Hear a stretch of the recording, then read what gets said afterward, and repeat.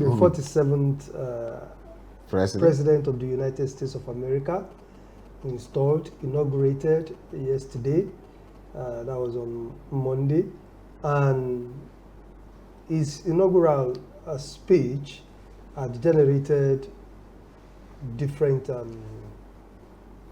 opinion from different reactions, people, yes. Reactions from different people. I listened to a diplomat, Bolaji Akin, Professor Bolaji Akin, a former minister of Foreign Affairs, who said the first inaugural speech that he listened to, I can't remember the President of America. Is it Martin Luther King? No, he wasn't a president. That the first President of America, the one that said what you can do for your country. That's Jeff Kennedy. Yes. That inaugural speech by that president was what motivated him to go into international relations. That if he had listened to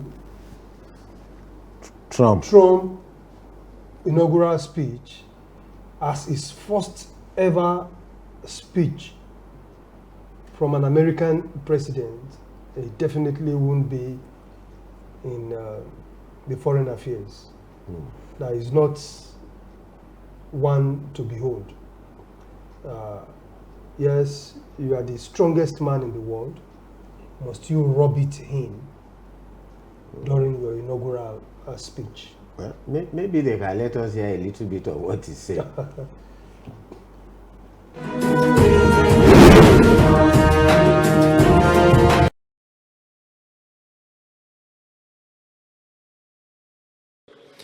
The golden age of America begins right now.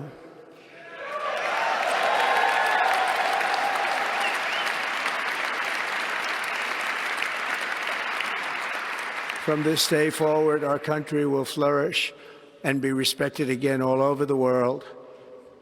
We will be the envy of every nation, and we will not allow ourselves to be taken advantage of any longer. During every single day of the Trump administration, I will very simply put America first.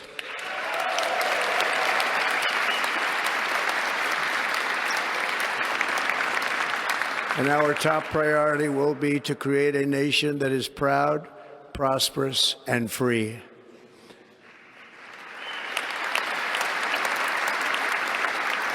America will soon be greater, stronger, and far more exceptional than ever before. It fails to protect our magnificent, law-abiding American citizens, but provides sanctuary and protection for dangerous criminals, many from prisons and mental institutions that have illegally entered our country from all over the world.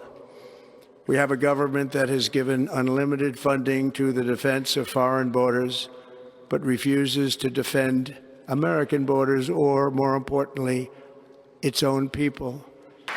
And other states who are still suffering from a hurricane that took place many months ago, or more recently, Los Angeles, where we're watching fires still tragically burn from weeks ago without even a token of defense.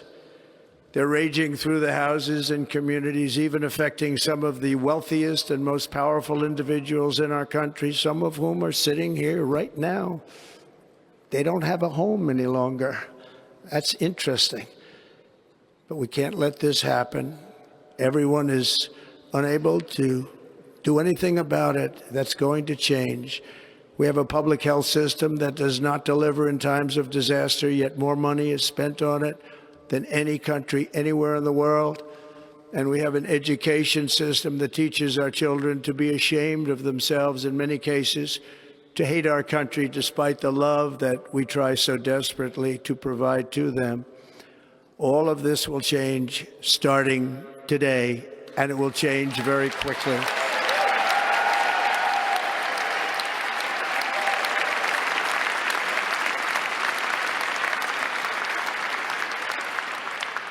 My recent election is a mandate to completely and totally reverse a horrible betrayal and all of these many betrayals that have taken place, and to give the people back their faith, their wealth, their democracy, and indeed their freedom. From this moment on, America's decline is over.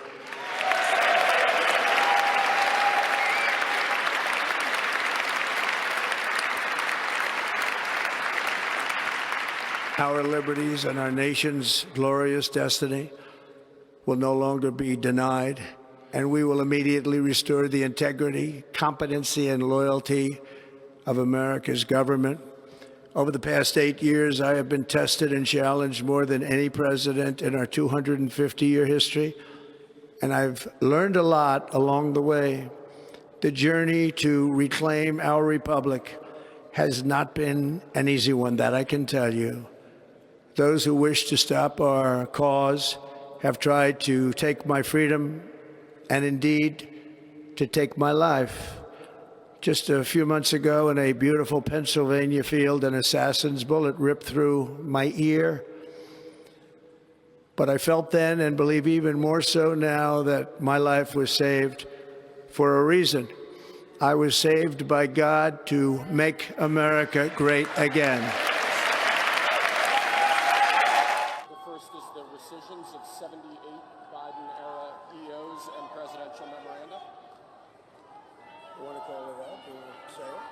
Do you want to say it? Oh, if you want me to, sir. Why don't you say what I'm signing? Sure. The first item that President Trump is signing is the rescission of 78 Biden-era executive actions, executive orders, presidential memoranda, and others.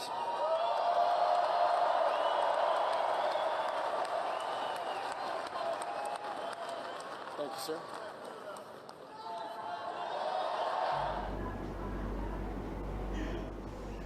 Trump sounding philosophical there. Philosophical, is he? I'd be sounding mean.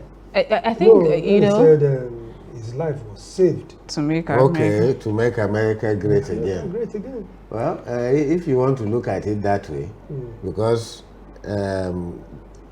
I can see that he appears to be exercising a lot of restraint in the things he's saying, because this is a man who is completely devoid of any form of modesty.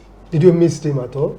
For the days, for the years that he wasn't. Yes, we love Because he politicians asked the with question. drama. Did you miss me? I'm back. Aha, you see? I mean, Yeah, the apprentice. You know, and I must say that for some of us who just like to read into the science of language constructions, of how these speeches were written, you know, so that when we decide to write or read ours, yes, now we would probably understand how it is done. I must say that immediately I started watching, somehow I just got right where Vice President Vance was taking his oath of office, and then the president, you know, what clicked right there for me was how power easily just changes hands. That tells us a lesson that you're here today, you might be there tomorrow.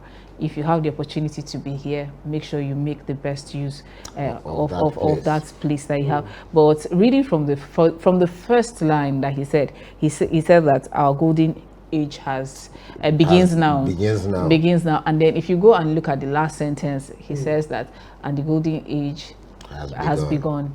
You know, that is one head direction. Like him, hate him, whatever, the American people have decided that they want him to be president. They're a sovereign nation. There are people who, despite and in spite, decided. You know, that's the beauty of democracy, that it allows for people. The sovereignty lies with the people. Yes, well, the majority, you know, it was allowed for them to do it. And whatever it is that he's doing, I must say that he hasn't changed from what we saw as the 45th president. You know, he has always said, America first. I will put America first. You know, that has been his language right from time. So I must say that ideology-wise, he hasn't changed. He has brought about some things that he said he was going to do during the campaign. What people were expecting to see was how he was going to change the economy. But he has told us that it will be a producing nation again. You know, a lot of production happens for America in China and other places. You know, he has told us how that he would be able to, immigration.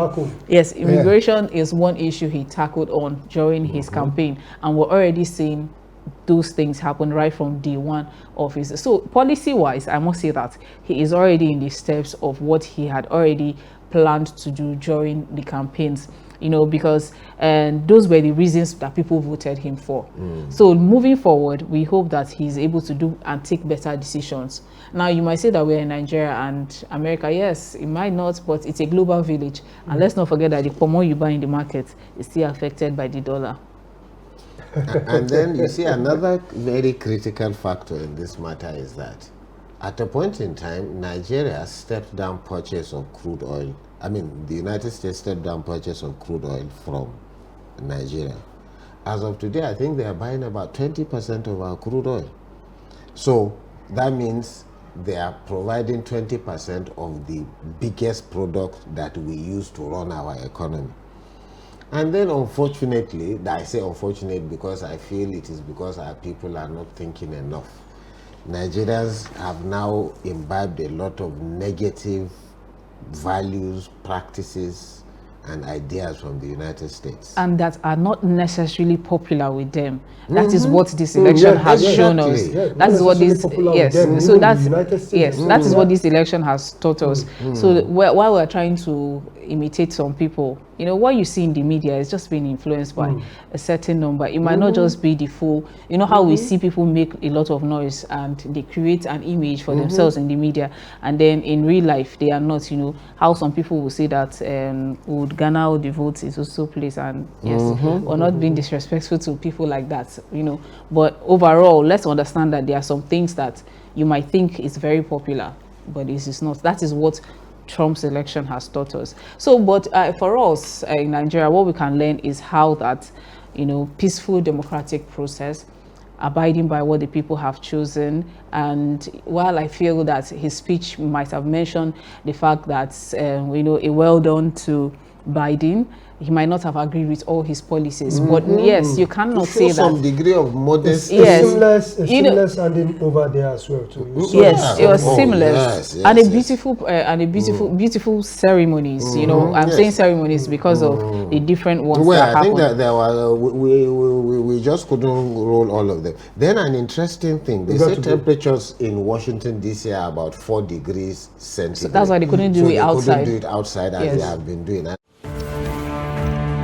Maybe this is just the 4th time or so that they have held such a thing indoors. But at least it's a good sign for their democracy. And well, let's just hope that when it starts the deportation, there won't be too many Nigerians among them. Yeah, home is always home. They are welcome back.